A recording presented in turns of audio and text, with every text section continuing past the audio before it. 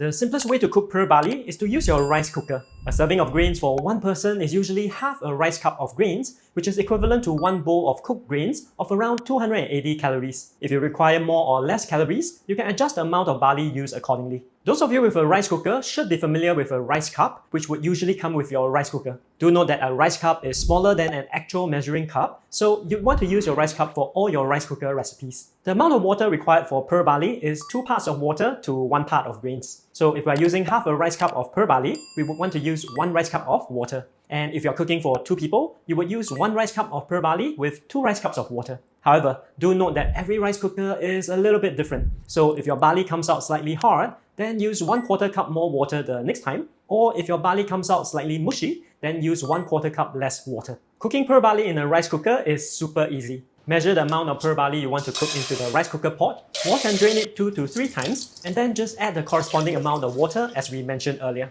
If your rice cooker has a brown rice function, you will want to set it to that function, turn on the rice cooker, and you can leave it and come back when it's ready. If you don't have a brown rice function on your rice cooker, there are a few things you could do. If you already cook brown rice in your rice cooker and it comes out fine, then you could just try cooking barley the same way you cook your brown rice. If you don't cook brown rice, you could do an experiment and try cooking barley the way you cook white rice. If it comes out okay, then we are all set. But if it comes out wet but yet undercooked, then we'll need to soak the barley before cooking. To soak the barley, just measure out the amount of barley you like to cook, wash it as described earlier, and then just soak it for at least 1 hour. Drain the barley, and then add the ratio of water we discussed, and pop it into your rice cooker.